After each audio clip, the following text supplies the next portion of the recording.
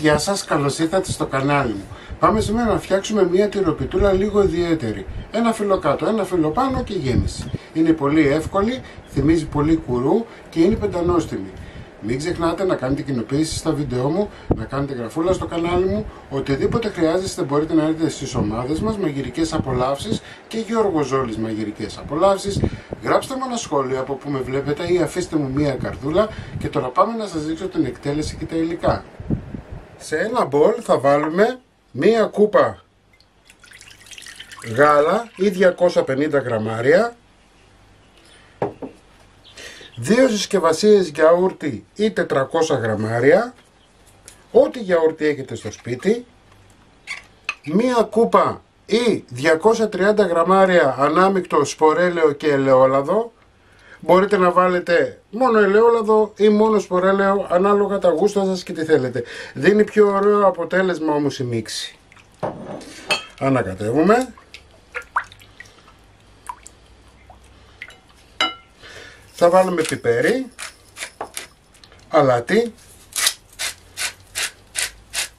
Το αλάτι είναι μία κουταλιά του γλυκού περίπου.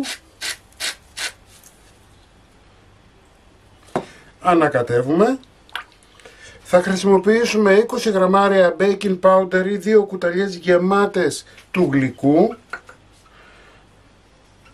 Και πάμε τώρα να βάλουμε αλευράκι για όλες τις χρήσεις.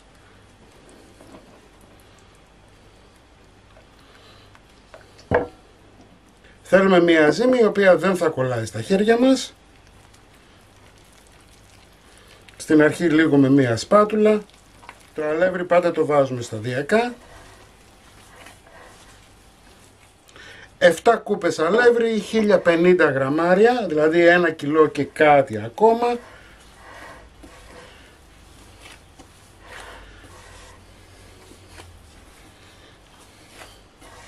Ζυμώνουμε, να ενσωματωθούν τα υλικά μας καλά. Το βάζουμε στον πάγκο, να μπορέσουμε να ζυμώσουμε λίγο καλύτερα. Έτσι, για 2-3 λεπτά, δεν χρειάζεται παραπάνω. Θα το βάλουμε στο μπολ, θα σκεπάσουμε με μία πετσετούλα και θα το αφήσουμε για 15 λεπτά να ξεκουραστεί η ζύμη μας και να δουλέψει το baking powder. Μέχρι να ξεκουραστεί η ζύμη μας, σε ένα μπολ θα βάλουμε 150 γραμμάρια κρέμα τυρί.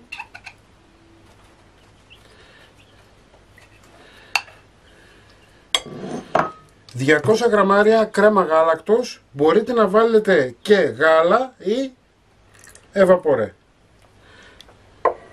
Ανακατεύουμε καλά να λιώσει η κρέμα.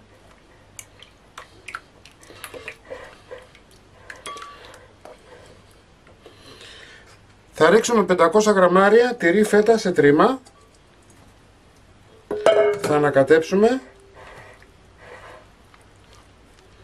Θέλουμε ένα σφιχτό χυλό. Λοιπόν, η γέμισή μας είναι έτοιμη. Αφήνουμε στην άκρη. Η ζύμη μας είναι έτοιμη.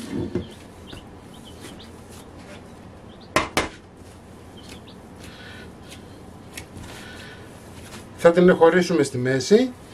Δουλεύουμε λίγο με το χέρι μας. Αλευράκι στον πάγκο.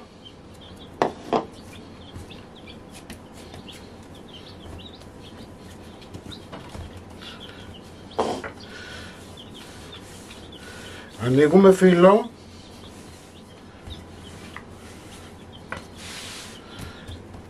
Το φύλλο που θέλουμε πρέπει να είναι μακρόστενο για να χορέψει σε τετράγωνο ταψί. Δεν χρειάζεται να ανοίξετε φύλλο ψηλό, μην αγχωθείτε, έτσι. Όπως βλέπετε το φύλλο είναι ένα χοντρό φύλλο, το οποίο θα μπει από κάτω σαν βάση για να μπορέσει να γίνει η πίτα μας. Θα βάλουμε λίγο αλευράκι.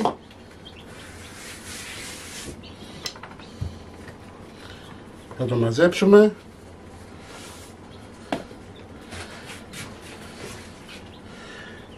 Παίρνουμε το μεγάλο ταψί του φούρνου. Βάζουμε λίγο ελαιόλαδο.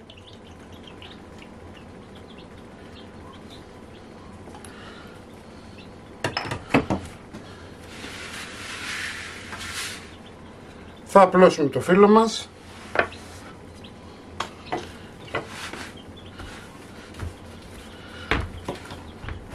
Το απλώνουμε τώρα με τα δάχτυλά μας. Βλέπετε, ανοίγει το φύλλο, δεν έχει κανένα πρόβλημα.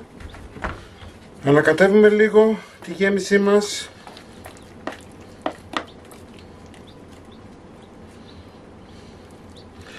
Την απλώνουμε. Απλώνουμε τη γέμιση να πάει παντού, αλλά αφήνουμε εδώ λίγο κενό για να μπορέσει να κολλήσει το ζυμάρι μας. Εντάξει. Αυτό όταν θα αρχίσει να ψήνεται θα πάει παντού, μη σας ανησυχεί. Σε αυτό το σημείο θα βάλετε πιπεράκι. Μπορείτε, αν σας αρέσει, να βάλετε και μοσχοκάριδο. Έτσι, του δίνει ωραία γεύση. Μπορείτε να βάλετε καπνιστή πάπρικα, ό,τι μυρωδικό θέλετε γενικά. Εγώ θα βάλω μόνο πιπέρι. Ωραία.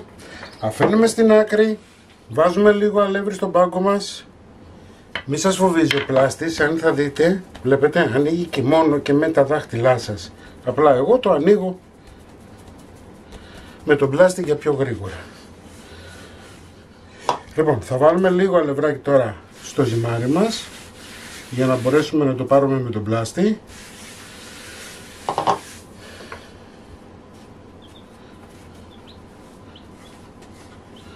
Θα πάρουμε το ταψί μας. Θα απλώσουμε. Θα διορθώσουμε.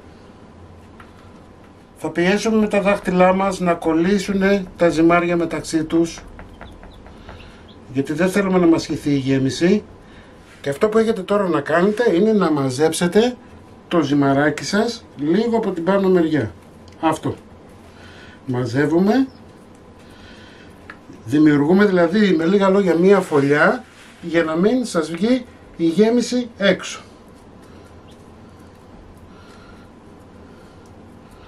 Πιέζουμε με το δάχτυλο και ανεβάζουμε. Βλέπετε πως το κάνω?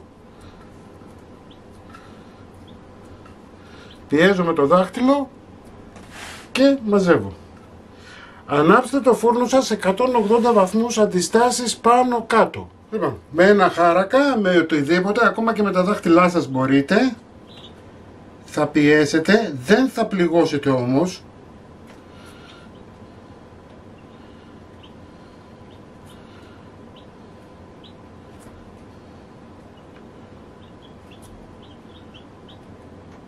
Βλέπετε πως το κάνω?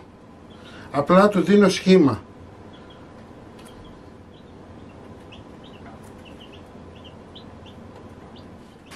Εδώ έχω ένα αυγό.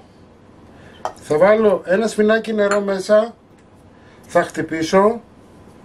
Θα λείψω την πίτα μου. Μην το λυπηθείτε, δεν έχουμε πρόβλημα καθόλου. Θέλουμε την υγρασία, τη χρειαζόμαστε. Πασπαλίζουμε προαιρετικά αν θέλουμε με λίγο σωσαμάκι. Ωραία. Πάμε για ψήσιμο μέχρι να πάρει ένα ωραίο χρώμα. Έτσι, 180 βαθμούς αντιστάσεις πάνω κάτω. Η τυροπιτούλα μας είναι έτοιμη. Έτσι, την κόβετε μερίδες και την σερβίρετε. Κομμένη θα τη δείτε στην αρχή του βίντεο. Εσείς μην ξεχνάτε να κάνετε κοινοποιήσεις στα βίντεο μου, να κάνετε γραφούλα στο κανάλι μου. Οτιδήποτε χρειάζεστε να έρθετε στις ομάδες μας, Μαγειρικές Απολαύσεις και Γιώργος Ζόλης Μαγειρικές Απολαύσεις. Και θα τα ξαναπούμε πάλι σύντομα με ένα καινούριο βίντεο. Να είστε καλά, για χαρά σας.